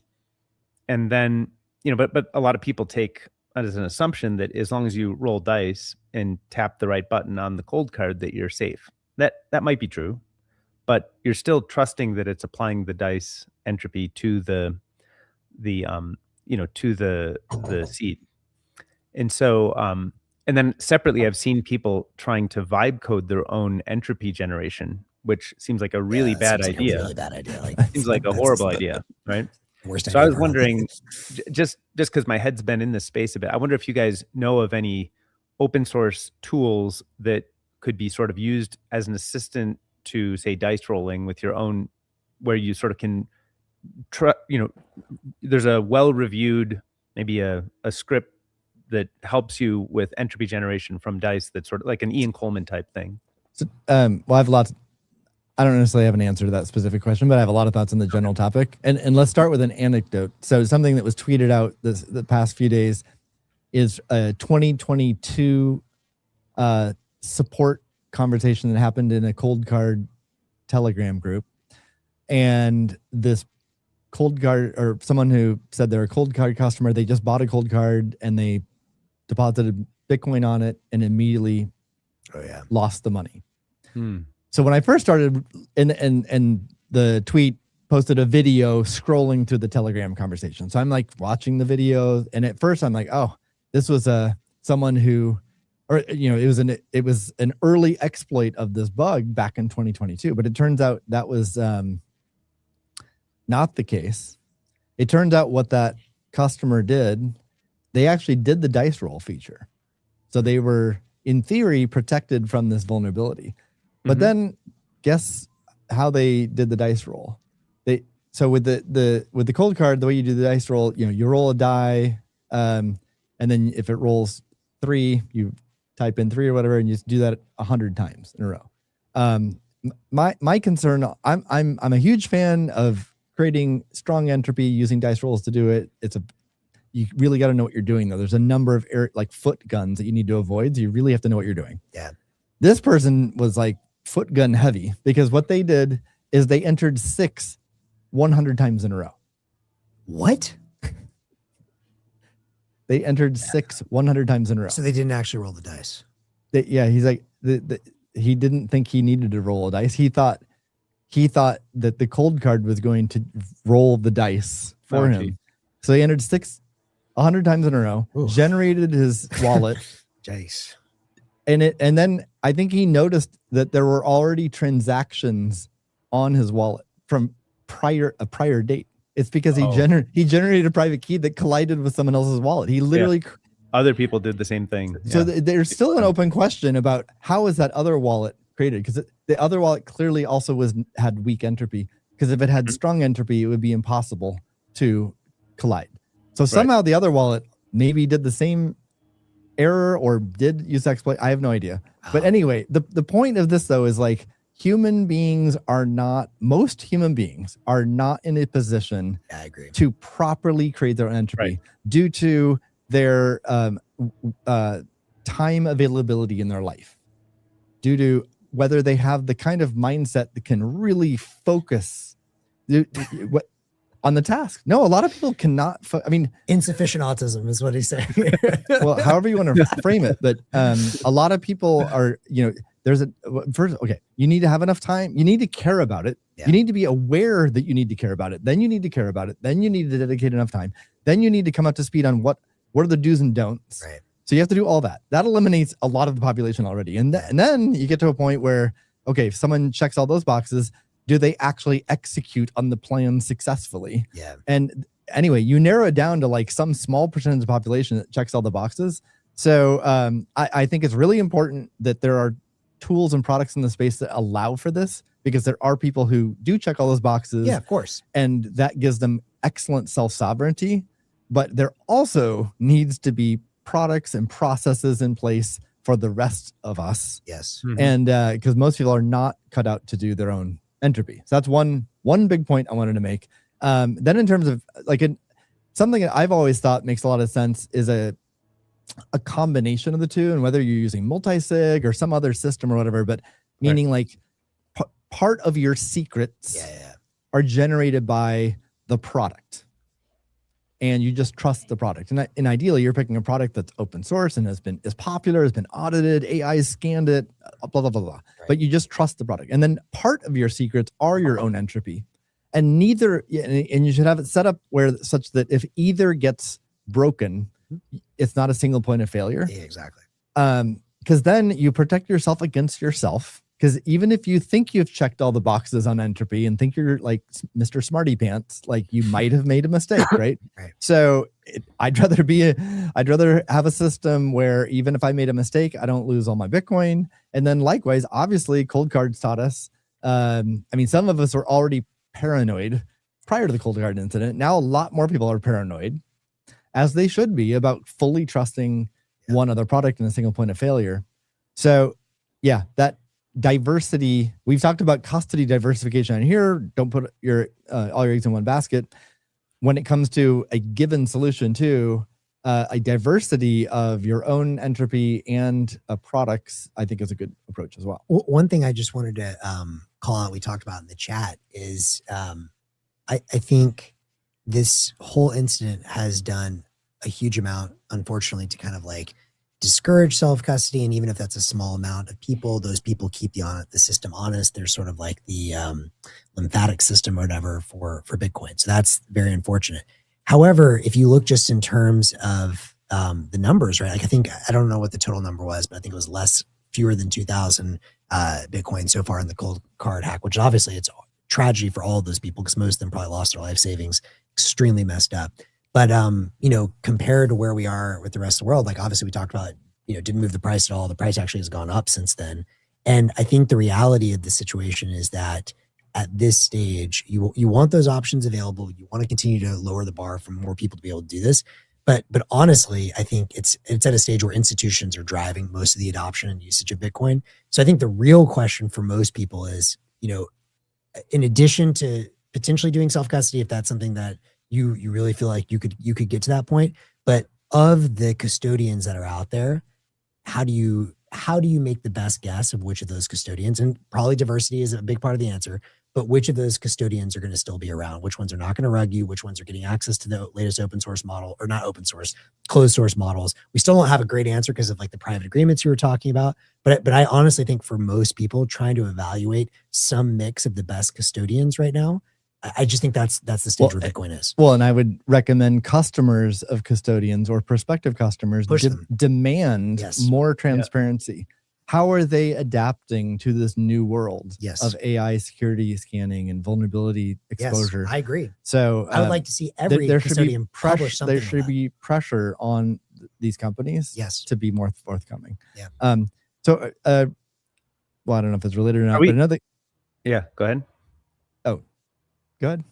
I wanted to, one thing I asked in the chat that I didn't hear from, but I shared a tweet thread that was from Extractive Ghost of Unhosted Marcellus. Did you guys read through that? What? No, I don't know what that is. It just came out, I think, this morning or a few hours ago. But it kind of looked through a bunch of the history of the COLDCARD CoinKite CTO's work, and it looks like, I think he's sort of, there's been this theory floating around that he's maybe talking to himself in a NIM and stuff. And I think he was reporting it as basically smoking gun evidence that the CoinKite thing was an inside job. And I just wanted to talk to you guys to understand if you guys saw that or have seen any of that chatter, if you're like fully convinced or believe it's possible, or sort of where you land on that. That particular account you mentioned, I'd have to go double check it, but my recollection is that's maybe not the most trustworthy account. Having said that, with a name like that. Well, I also think it's associated with other topics that I disagree with, but I don't know. I'd have to go vet that. But certainly, like James O'Byrne is posting about this as well, and Alikos and other people, I respect. It's definitely odd that Peter was using two different identities on the code base and talking to himself. That's kind of weird. But I don't know. I genuinely still don't believe it was an inside job or intentional. I think it was just like absolutely horrible job of testing their product. Mm-hmm. Yeah. Like the bug itself, anyone who's programmed C and dealt with like make files and pre-processing absolutely knows how painful it is and foot gun heavy. And so looking at that, it's like, yep, I remember those days with C. So the bug itself is common with C, but like the lack of testing they had for like one of the most critical, if not the most critical parts of the product is, clearly a major disaster by them. I still lean towards, I don't really think this is some kind of like retirement attack. You know, people are citing that they tweeted about retirement attacks in the past, but that would be like us talking about retirement attacks right now. And then like 4 years from now, then all of a sudden we're being accused, oh, they planned it all along. It's like, no, we're just talking about the concept of retirement attack. I think that's why they tweeted that. So I don't know. I certainly reserve judgment on them as criminals or intentionally doing this. Okay. Yeah. I just wanted to understand if that is, that's my gut is like, still, let's get more information and understand the situation better. But there's a lot of people, at least this morning, referencing this thread. And I was kind of like, okay, is this, you know, if people, I don't know. If you saw the thread, if you saw the thread, you tell us.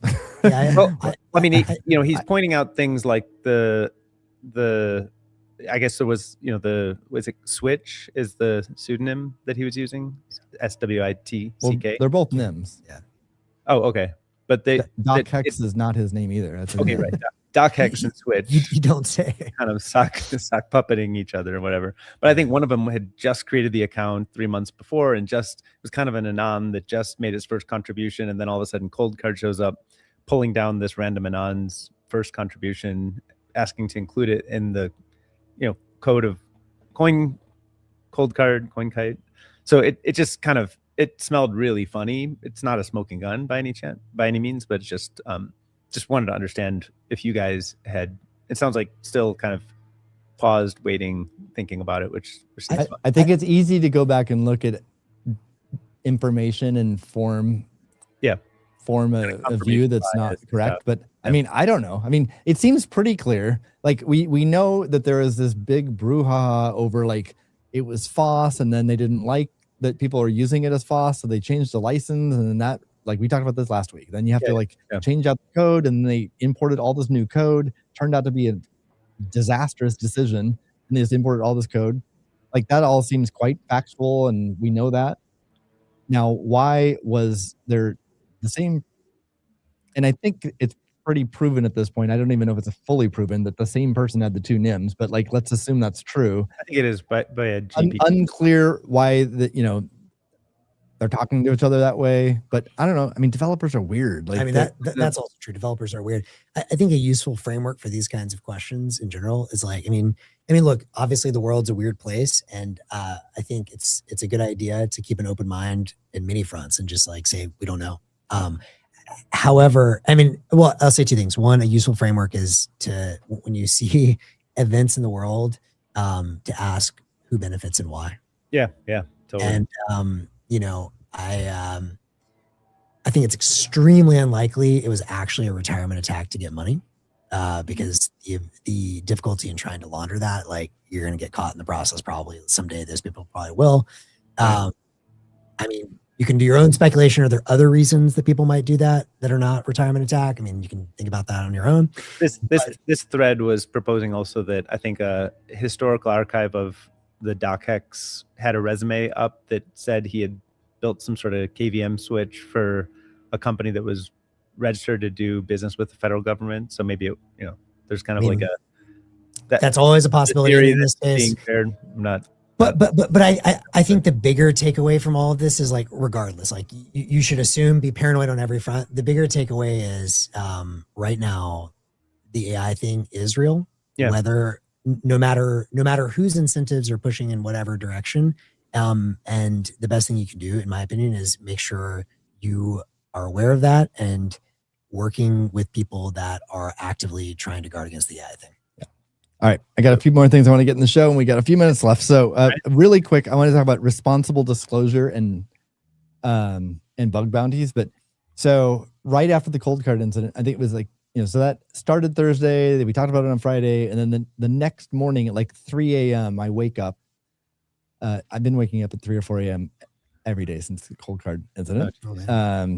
And yeah, highly recommend everyone who's doing the same and working so hard, get out and get a little exercise in every day too. I'm also exercising every day to keep myself sane, but I've definitely been working a lot, double time. Yeah. Anyway, woke up early Saturday and I see this, that there's a BitKey vulnerability. Severe vulnerability is how Floppy tweeted it. So this is an example of not responsible disclosure, I guess irresponsible disclosure. It turns out it was a legitimate bug found, not a severe vulnerability. The BitKey and block security team rallied. Oh, that was last week. It's crazy. It seems like a month ago. Super early Saturday morning. Yeah. Because we take it seriously. We take all these reports seriously. Looked into it. Did verify it was a legitimate bug. Posted about that, and then Saturday afternoon had a Spaces where we talked live. I mean, I wasn't part of it, but the team about the vulnerability, and it is complicated, so it's like a little hard to explain, but it's but the main so I have a mixed feelings here. I mean, like, I'm happy that someone found the bug, did report it to the team so that we could fix it. It was a unique bug that was not found yet, so that's great. But why the Twitter drama? Like, historical responsible disclosure for security bugs is that any project or product should have a public process for here's how you report a security bug, and you should do it privately. Yeah. And to give the team a chance to evaluate it and assess it, fix it, and then publish the results. And like, best practices historically has been give 90 days for that to happen. 90 days, right? But certainly not tweeting 3 minutes after you report it. Yeah, it's kind of. Now, I don't know, why the motivations of doing that, but one can speculate, attention seeking or whatever, but it doesn't, I mean, what bothers me is that some people within the Bitcoin community rally around that and champion it and applaud that. And I think the mentality is, well, one, finding a bug is good. And I agree, finding a bug is good. But two, it puts pressure on the product or project to fix it. To move fast, yeah. Or to move fast. And I mean, I won't deny that puts pressure on the team to move fast, but a responsible product or project that receives security vulnerabilities responsibly also takes them seriously and reacts quickly. And most projects do. So we need to assume most projects take security vulnerabilities that are responsibly disclosed, do take them seriously, act fast, and take the best course of action, because the best course of action is not always going public with it. You should move quickly to evaluate and then if it's a real vulnerability, fix it and then get it released. But keep in mind, sometimes the release is a server release. That's the easiest because you're completely in control of that as a company or whatever. You can just like push the release to the server. Everyone automatically gets the update, except for something like COLDCARD. That's the worst case. You can push as many software updates as you want, but you have to regenerate your wallet and transfer your funds to get out of that. That's the worst case. So that's the worst case. The best case is a server fix. Then there's the next best case would be like a mobile app. So you fix the bug, and then everyone gets a push notification on the phone to update. And then you can encourage, depending on the situation, sometimes you do want to publicly say, please, or update right away for security.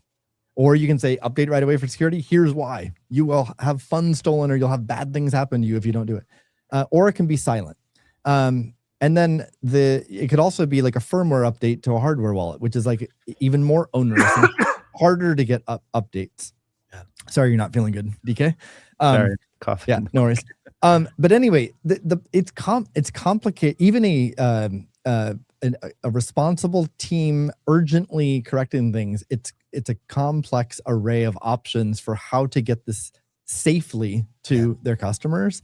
So creating a bunch of Twitter drama and putting pressure on a team might force them to choose a suboptimal path. It can put customers in harm's way. It can lead to more fund loss. Yeah. So it's a bad idea. If the project doesn't respond after some period of time, if they don't respond, then absolutely put the pressure on. This makes me think we need like some sort of a Noster app that is like a dashboard of like, where do you responsibly disclose? What are the response times usually?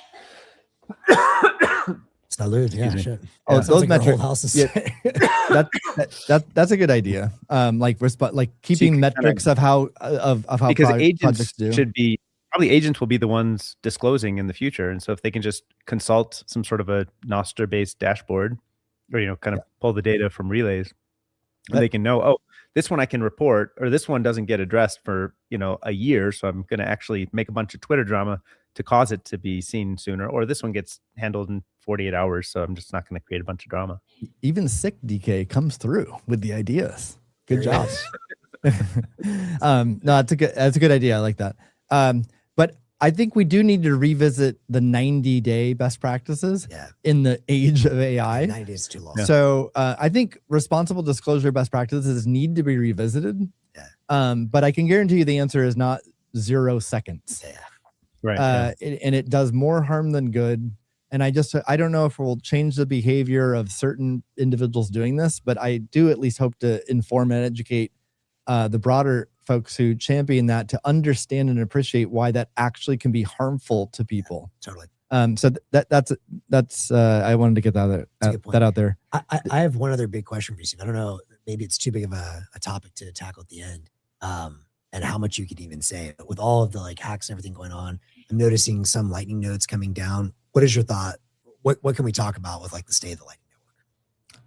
Well, I mean, I'll start really general. Like I said earlier, I think every software project in the world has security vulnerabilities. So inclusive of that is Lightning implementations. And Project Loupe's stance on communications is we don't we're not announcing all the projects that we're working with and we're scanning. But I mean, let's just say that I think it's smart to update your Lightning software. Whichever implementation you're using, it's smart to update it. I mean, that's true. That's always been true. It's not new just because of the past week or even AI. Do you think we'll see a lot more people though just go down for whatever, a month, 2 months, 3 months, while this whole thing comes back and then rebuild later? Or do you think, I don't know, because I do think for people that are operating hot wallets through all this is going to be tough. Yeah, I mean, each person or each company is going to have to evaluate that situation for themselves. I don't think it's, I don't have some blanket advice shut it down or don't shut it down. You have to evaluate. I think in some cases, some services have paused, and I think they just sort of concluded they're having money stolen from them. They're vulnerable. The business they're in, that they believe in the future of their business, but the business they're in is not minting money. So it's not a good risk reward situation. So I'm certainly not going to criticize that. We didn't even talk about bolt swaps, which was the layer 1, layer 2 sort of exchange basically being down. It's weird time for all that. Let's see. Hold on. Well, I want to drop a little bit more alpha. You got to get more alpha. And I thought I've got a question I can leave us with in white hat. No, I want to talk a little bit of white hat hacking and then a spiral alpha drop, but go ahead, DK. No, I've kind of related to the kind of molt book process that we saw, sort of that emergent message board arrive. It kind of got me thinking about this question we've discussed in the past. And I don't mean for us to necessarily discuss all of this right now, but just kind of a question to ponder and think about, maybe do your own LLM research. But we've talked about is there something like Bitcoin that could be even better in some way because it does payments better, or might agents emergently come up with their own currency that just turns out to kind of work and is good enough? And I feel like the example that we saw on the message board suggests that there may be something like that. I don't believe that exists yet, but it seems like there's the kind of credible neutral possibility that could come out from agents that are just trying to accomplish. What specifically in the message? Oh, just the message boards, how they kind of emergently created message boards out of file names to try to communicate, a resource. A resource allocation, agents trying to allocate resources, and they're I don't know, we can't do anything with what we've got. They might make up their own way to allocate resources. Well, and this, we talked about many months ago. I do think this is one of the most important long-term questions. I think that my who knows? My base case is that they're going to end up adopting Bitcoin because it's already there. It's already energy based, all these things. And I think, by the way, I expect to see more of these message boards, for example, become potentially Nostr based. What is Nostr but a bulletin board, right? Or a relay. But I do think it's important to have the intellectual humility to say we just don't know. And so is there a chance the agents come up with their own thing? I mean, maybe. And I'm seeing more people talk about, how agents might be able to start trading compute credits, things like that. And maybe there's markets that, exchange those for Bitcoin. I think that's a very interesting potential startup opportunity, actually. So yeah, I'd be very interested in hearing from people that are thinking about those questions of how the agents will end up transacting. Yeah, I just thought it was interesting to ponder because like you could have a kind of non-economic like markets that emerge. Like there's a lot of agents that don't have access to Bitcoin today, but do have access to intelligence and tokens and stuff like that. So like non-monetary markets could emerge is all I was thinking. Yeah. So Deanna has a comment. Steve, don't you think the red team is introducing similar concerns? You said they are great marketers. And I think that's in reference to irresponsible disclosure. That's a great question. Let's see. I think if they're saying, hey, red alert, there's a lot of bugs and security vulnerabilities, everyone pay attention and like, let's get to work. I mean, I'm kind of trying to say the same thing on the show. I agree with alerting folks to the general issue.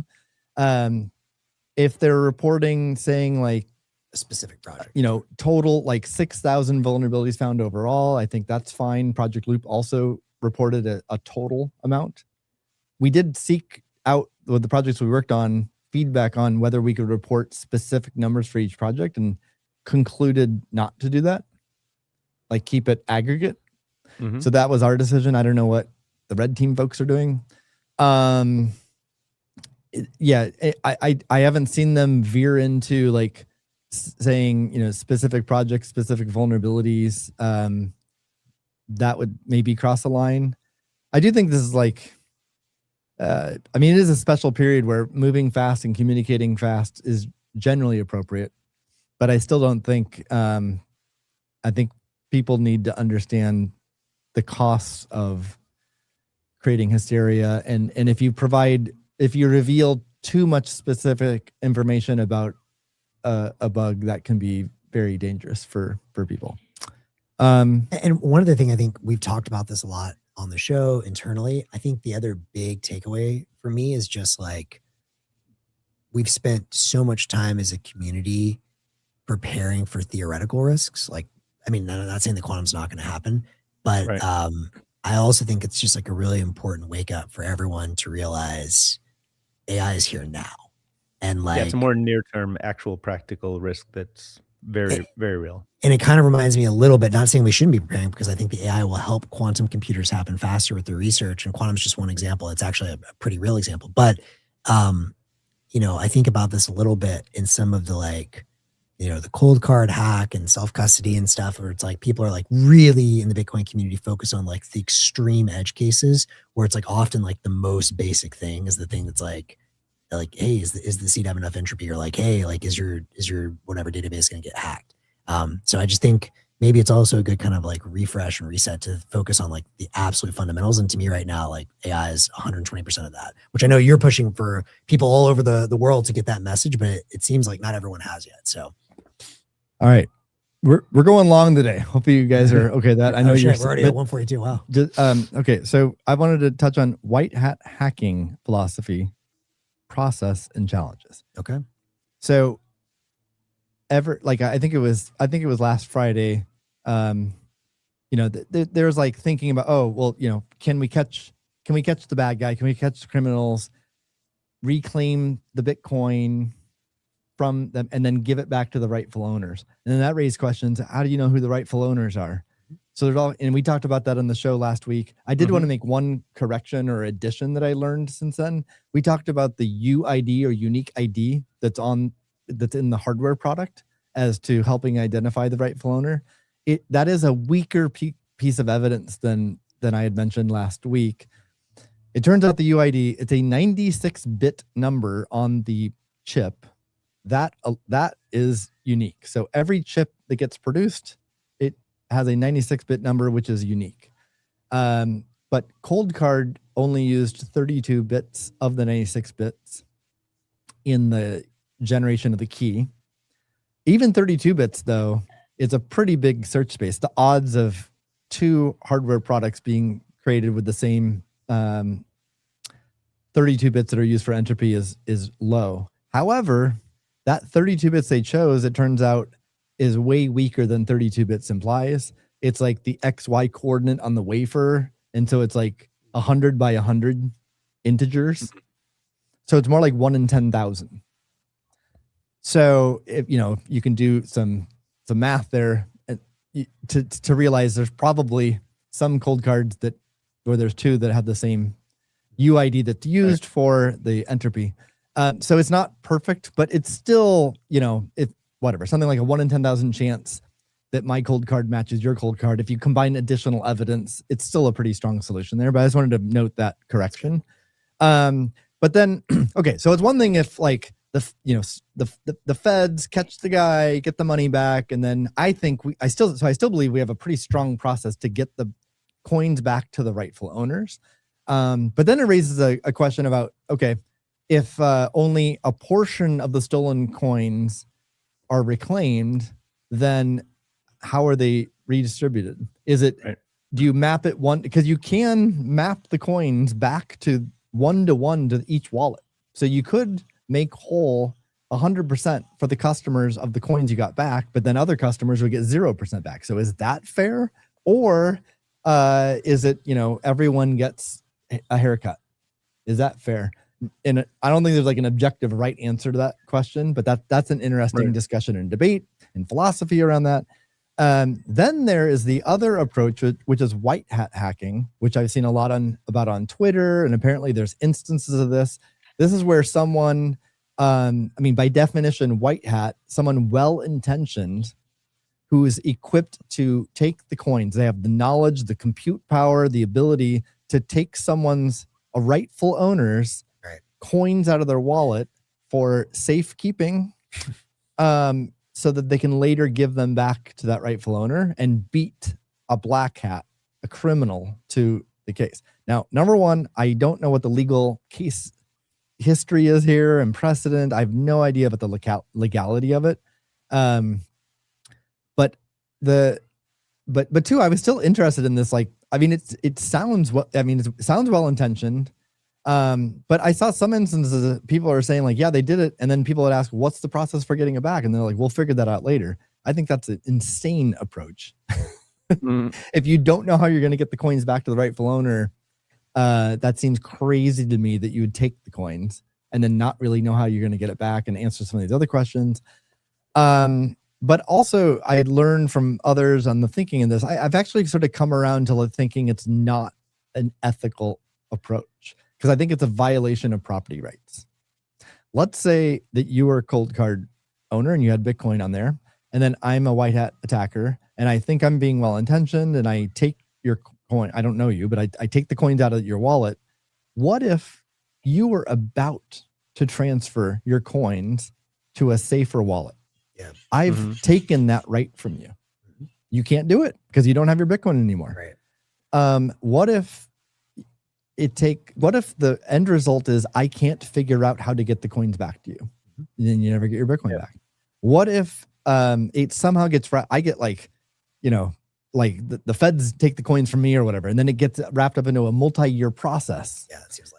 And then you do get your coins back, but it's after many years. Maybe there's an additional haircut. Again, you were robbed of the chance to move your coins. Right. So just that alone kind of, I think, does feel like it violates property rights to make it like actually the wrong ethical thing to do, irrespective of the legal situation, the process, etc. Even if all that was in the clear. So even like I was kind of like, well, maybe if the U.S. government did it, then it would be more appropriate. But even then, I think it violates property rights. What are you guys' thoughts on that? Yeah, I would generally agree with what you said. Though it does open this question that I've asked you, and you said maybe we could discuss the legal theory on property rights. But I don't know that I have a strong sense of how property rights should be assessed, like some sort of case law or historic stuff in the physical world with how property rights should be assessed on something like this. Like if, let's say we're on public land and Max hid a bar of gold on public land, and then later I walk by and discover that bar of gold and I pick it up. Did I steal that from him? I don't know if there's precedent that says I did or didn't. But like, how would that work? That's kind of what's happening here, right? Yeah, I mean, I also think that like the theory. I don't think that's a good analogy, but well, the theory of Bitcoin, right, is that like possession of the private key is property rights. Right now, obviously, in a world where you didn't have this exploit, whoever owns the private key, that's the property right. That's the theory of the system working. Now, the other stuff we're talking about is like layering more traditional legal systems on top of that. Which, I mean, obviously anytime the whole point of Bitcoin, right, was for this question of ownership is to get away from having to use courts and all that kind of thing.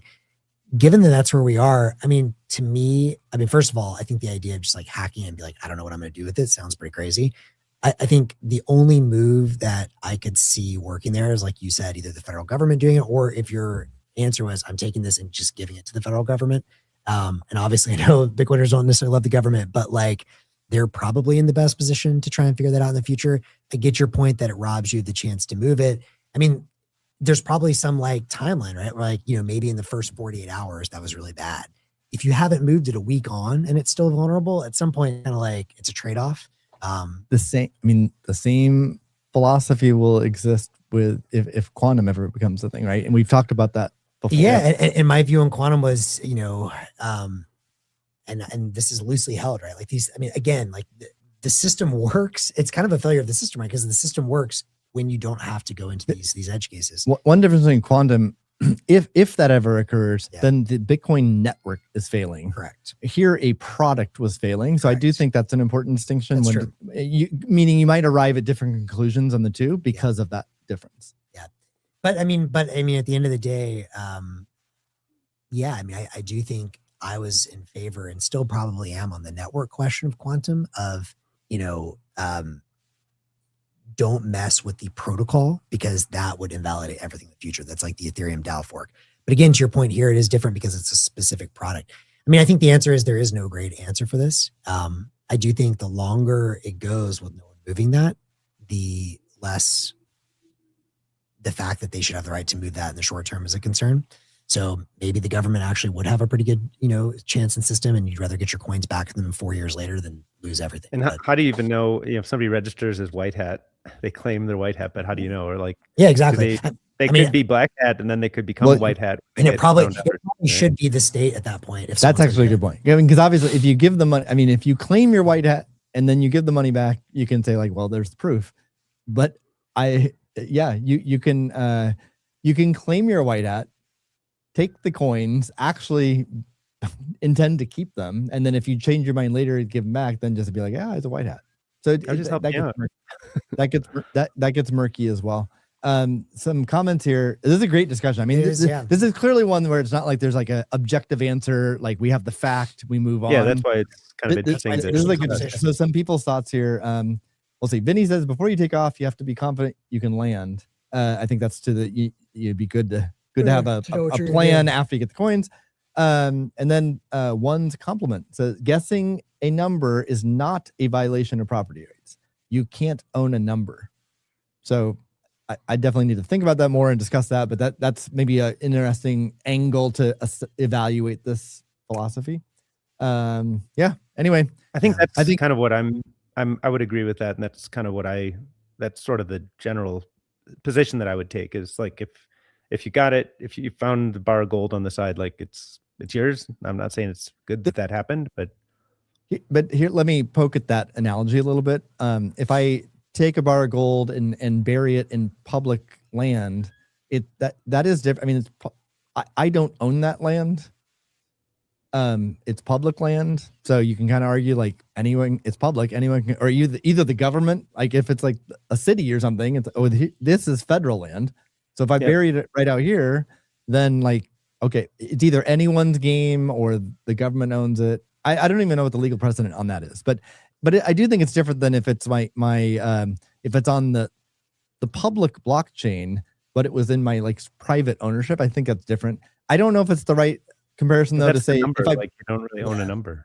Yeah, I mean, I do think this. If you're looking at this as a purist, like that is factually correct, and I think I do think. To me, it's actually highlighting that maybe you don't want to live for most people in a purely cryptographic society. Like the cryptographic proof is amazing. And for certain people that need to be able to escape, very corrupt societies, or whatever, like it's great that they have that option. But I think to me, what it's highlighting more is like, for better or for worse, right? Like if you go the self-custody route, you are taking a risk. It's like if you bury a bar of gold somewhere else, you are letting it go in a sense, and hoping that philosophy is going to work. If you give that bar of gold to whatever, a bank in London, you're taking a different set of risks. Right. But in theory, the downsides of that we're all aware of, and that's why Bitcoin was created. The upside of that is you do get this legal apparatus, you do get this whatever centuries of common law that have developed. Mm-hmm. And I think increasingly for most people, probably diversify is the answer, but like there's a reason that we live in society, and you want access to human institutions as well. So I think we are long past, so we're gonna have to hold off on the Spiral alpha drop. I'll just say I'll give a teaser for the future. Yeah. Okay. This is also not next week. It's not a decision. maybe Spiral won't do a new project, but I do think this is an important moment in time with the cold card incident, that all of a sudden a lot of companies and individuals in Bitcoin are reevaluating how they secure their Bitcoin. And we've already seen an enormous shift in sentiment with BitKey specifically. Mm-hmm. Like historically, most people, or I shouldn't say, there are most vendors and many people in Bitcoin spoke negatively about BitKey because it broke the mold. Like everyone was taught, you got to have your seed phrase. What are your 12 words? You got to put it in a steel plate, right? And I think it's very good to have that option in Bitcoin. Very good. But I don't think it should be the only option. And so BitKey broke that mold and introduced a different way to do it, but it got a lot of negativity and hate towards it. And the past week, there's way more open-mindedness about the BitKey approach, which is great. And BitKey sales are like killing it too, which is great.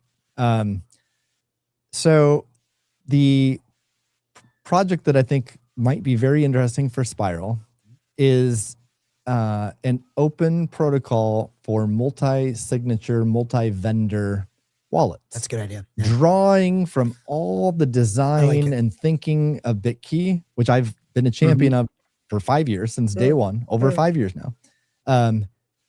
And taking those lessons, but taking lessons from the whole ecosystem. I think Spiral's an amazing position to do this, because we have 7-year track record of being neutral and for the whole ecosystem and not for one company. We also have unique exclusive access to the BitKey team because we work for the same company. So we'd be in a very good position to do that. I think now's a really good time, because I think vendors will pay attention. And like 2 weeks ago, vendors probably be like, we're happy with our current solution. And now I think vendors will be like we're open to ideas here. We're open to contributing. We're open to adopting. So we're considering that project. Yeah, cool. So, and just to make sure, can I say it in my own words to see if I'm understanding the same thing? Is BitKey historically has been an open design that would let other people re-implement that design, but it was kind of I don't know if you'd call it a closed system, but it was like a system that was designed and implemented, and then design was available for other people to re-implement in their own way. But the system is kind of an all block system. And this potential new idea is for BitKey to be more of a protocol for multi-custodian participation, so that, say, if COLDCARD wanted to be part of a BitKey ecosystem, they could create a card that writes into that. Close, but the way you're saying it makes it sound like BitKey's at the center. And I think it's really important that BitKey is not at the center. Like another approach is the BitKey team, the commercial team, could do exactly what you just said. And the BitKey product could be changed so that like another vendor could plug in. That's possible too. But that would be like a BitKey-led, BitKey at the center. The decision makers would be from Block and BitKey, who are ultimately trying to that's why I was saying kind profits. Of BitKey as a protocol, more where it's not run by BitKey. Is there? Well, so the concept here would be not run by BitKey. It would be initiated by Spiral. It would be a collaborative project, public good in the ecosystem where many people could contribute to. It's an open protocol. I do think it would be heavily influenced by Bitkey, right? Because I happen to believe in almost everything Bitkey does. So I think that would be a big part in the protocol. But you can imagine this protocol, but it's not just Bitkey. Like you can imagine this protocol being more than Bitcoin. Oh, for securing your Nostr keys. And I don't mean Dogecoin and shitcoins. Yeah, I mean Nostr cool. keys. SSH keys. Yep. Your password manager secrets. Things like that. That's cool. I love that. Now that introduces technical challenges because again, you can't just the Bitkey was not designed for that. So assumptions made in Bitkey don't apply to those other types of keys. So it would require technical engineering work to do that. But I'd like that direction. I do too. Also, DK, you mentioned Bitkey as being like an open design. I mean, yes, it is.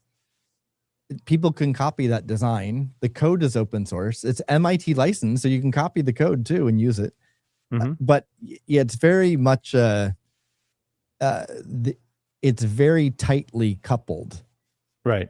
The server, the hardware device, and the app. Right. Lots of assumptions, and it is a very sophisticated design for security and privacy. If you just change one little thing, you can like mess up a bunch of assumptions. Right. So to make it more generalizable and realistic for others to adopt it, that's going to require a lot of engineering work and reevaluating the security and privacy tenets to make sure that they hold. There'd be a whole lot of work in this project, but yeah, the intention is it's a neutral open protocol that would be perceived as and in reality not advantaging Block or any one company. Yeah, I love the idea of being able to hide your other secure your other keys with that. That's right. So, and I also if we do proceed to this, I want to build it in Buzz. Build it in the open from day one. So if we do greenlight this, then I would say that's how we're going to proceed. So we'll see. Love it. Good alpha. I stand by my my extreme paranoia on the computer thing, by the way. Every day that goes by, I'm more and more paranoid. So on that note, Deanna says kind of like Liana. Everything is computer. Not really. I'd say this has like a different scope than Liana. Liana's great, but this is a different scope. So cool. Anyway, long episode. Long episode. Yeah. Great episode though. Yeah. Have a great weekend, guys. Thanks, guys. Bye, Have a good everyone. one. Goodbye.